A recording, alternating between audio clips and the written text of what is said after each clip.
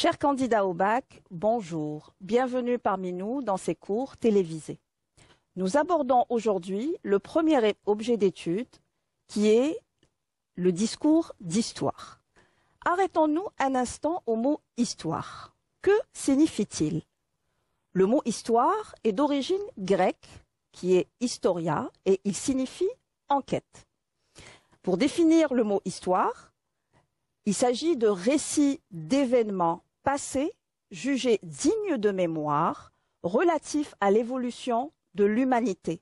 Ça peut concerner un groupe humain, des peuples, des populations. L'histoire concerne aussi l'évolution d'un domaine d'activité de l'homme. Ces domaines peuvent être variés. On peut parler de domaine de l'art, domaine de la science, de la technologie, de sport, etc. Mais attention, ne confondons pas histoire avec H majuscule, histoire avec H minuscule et histoire au pluriel. En effet, histoire avec H majuscule concerne des événements ou des faits vécus par des populations.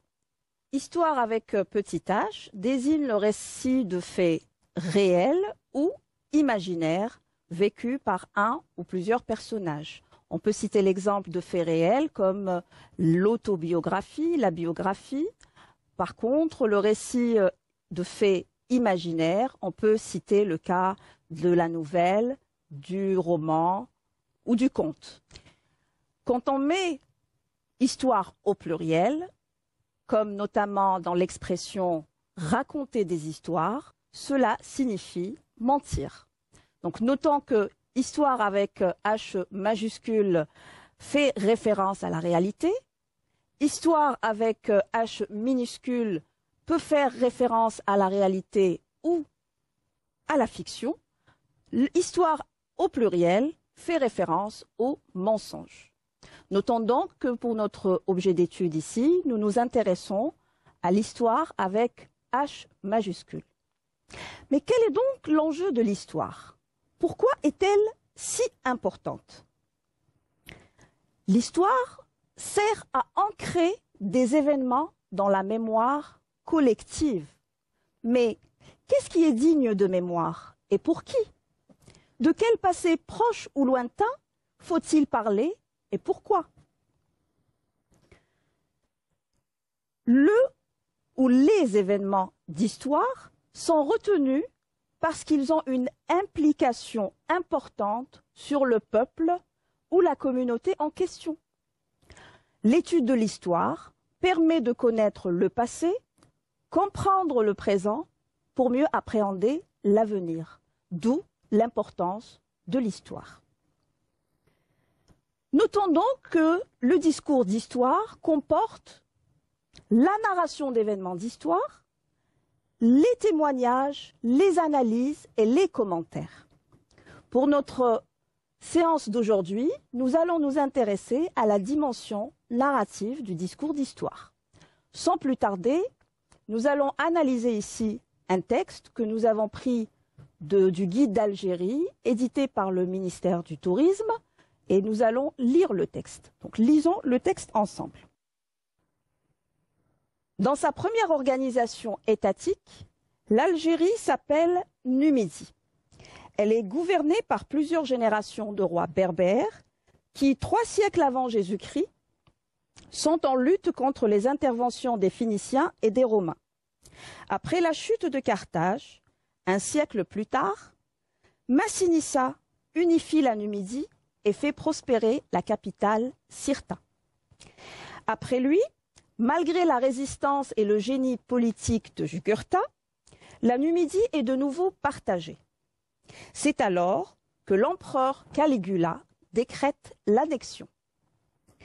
Après la destruction de cette civilisation par les Vandales au VIe siècle, et tandis que l'Europe entre dans une période obscure, l'Afrique du Nord, avec l'arrivée des Arabes, porteurs d'une nouvelle religion, participe à la naissance d'une nouvelle civilisation. L'Algérie est organisée successivement en plusieurs royaumes et se retrouve liée au destin de l'Afrique du Nord qui constitue une unité géographique et politique.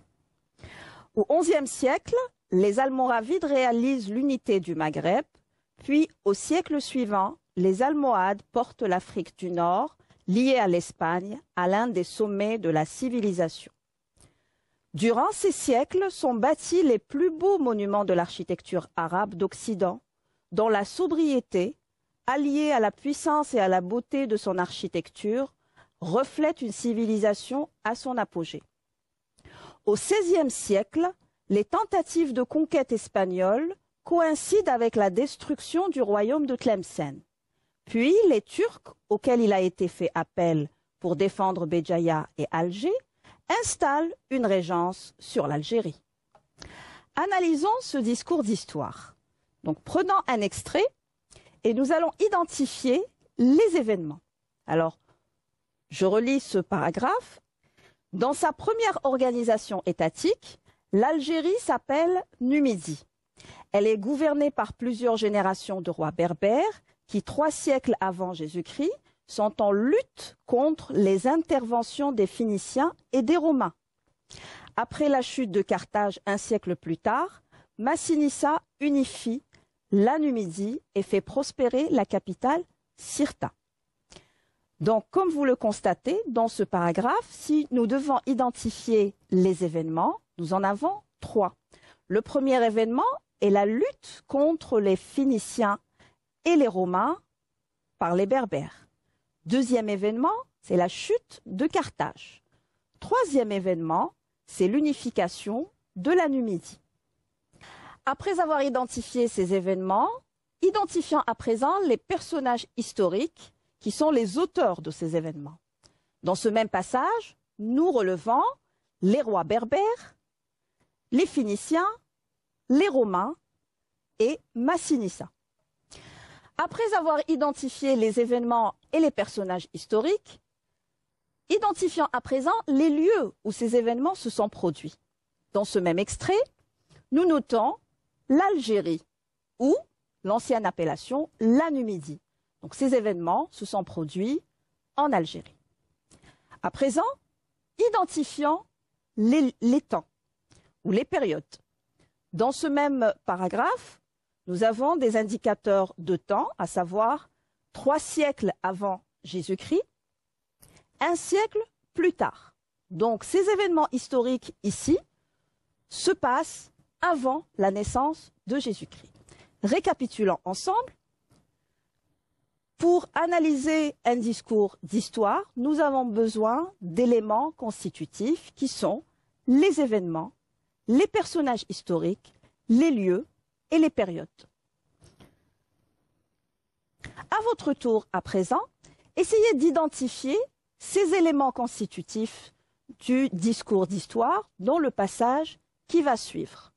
Donc, identifiez les événements, les personnages, les périodes, les lieux dans l'extrait que je vais lire. Après la destruction de cette civilisation par les Vandales au VIe siècle, et tandis que l'Europe entre dans une période obscure, l'Afrique du Nord, avec l'arrivée des Arabes, porteurs d'une nouvelle religion, participe à la naissance d'une nouvelle civilisation. Réfléchissons quelques secondes et remplissez le tableau qui s'affiche à l'écran.